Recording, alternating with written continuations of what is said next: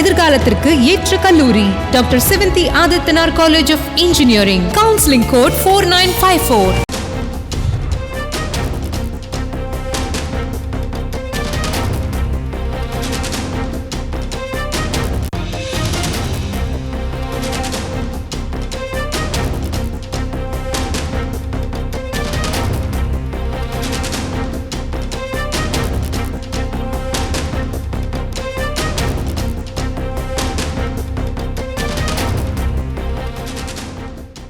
கடல் சீற்றம் காரணமாக திருச்செந்தூர் கடலில் பக்தர்கள் குளிக்க தடை விதிக்கப்பட்டிருக்கிறது.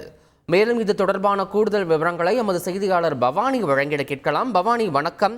இந்த கடல் சீற்றமானது எவ்வளவு நேரமாக காணப்படுகிறது? இந்த சீற்றத்தின் அளவு எந்த அளவுல இருக்கு? குறிப்பா வார இறுதி நாட்கள்லையும் சரி, இந்த கோடை விடுமுறை நாட்கள்லையும் திருச்செந்தூர் கோயிலுக்கு பக்தர்களுடைய வருகை வழக்கத்தை விட அதிகமாக இருக்கும். இந்த நிலையில இந்த மாதிரியான ஒரு அறிவிப்பு வெளியிட்டிருக்கிறது, பக்தர்கள் எப்படி பார்க்கிறாங்க? முழு விவரம். நிச்சயமாக, அதாவது திருச்செந்தூர் சுப்பிரமணிய சுவாமி திருக்கோவில் கடற்கரையில் பக்தர்கள் குளிப்பதற்கு கோவில் நிர்வாகம் சார்பில் தற்பொழுது தடை விதிக்கப்பட்டிருக்கின்றது. அதாவது திருச்செந்தூர் முருகன் கோவில் கடற்கரையில் கடலின் அலையின் வேகம் காற்றின் வேகமும் மிக அதிகமாக இருந்து வருவதால் பக்தர்கள் குளிப்பதற்கு தடையானது விதிக்கப்பட்டிருக்கின்றது. தமிழகத்தில் கடந்த சில நாட்களாகவே வெயிலின் தாக்கம் அதிகமாக இருந்து வந்த நிலையில வெப்ப அலை வீசும் என வானிலை ஆய்வு மையம் எச்சரித்திருந்தது. அதுபோல மழைக்கான அறிவிப்பையும் கொடுத்திருக்கிறது. தென்னிந்திய பகுதிகளில் மேல்நிலவும் வளிமண்டல கீழடுக்கு சுழற்சியின் காரணமாக இந்த தமிழகத்தில் ஓரிரு இடங்களிலும் புதுவை மற்றும் காரைக்கால் பகுதியில் இடிமின்னலுடன் கூடிய பலத்த காற்றுடன் மணிக்கு 30 கிலோமீட்டர் முதல் 40 கிலோமீட்டர் வரை லேசானது முதல் மிதமான மழை பெய்யக்கூடும் என வானிலை ஆய்வு மையமானது அறிவித்திருந்தது. இந்த நிலையில திருச்செந்தூர் கோவில் கடற்கரையில் காற்றின் வேகமும் அலையின் வேகமும் அதிகமாக உள்ளது.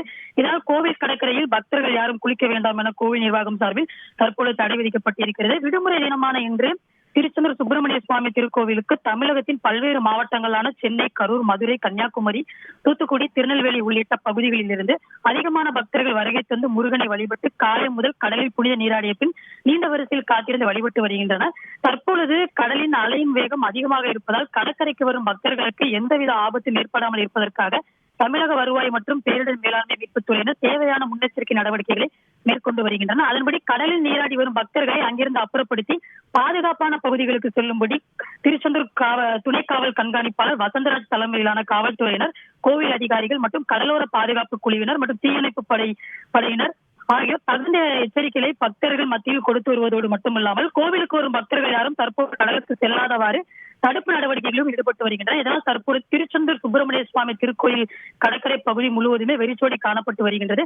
இன்று வந்திருக்கக்கூடிய பக்தர்கள் மிகுந்த ஏமாற்றத்தை அடைந்திருப்பதாக பக்தர்கள் தரப்பில் கூறப்பட்டு வருகின்றது. தகவல்களுக்கு நன்றி பவானி. மாணவர்களின் எதிர்காலத்திற்கு ஏற்ற கல்லூரி doctor Sivanthi Aditanar college of engineering. Counselling code 4954.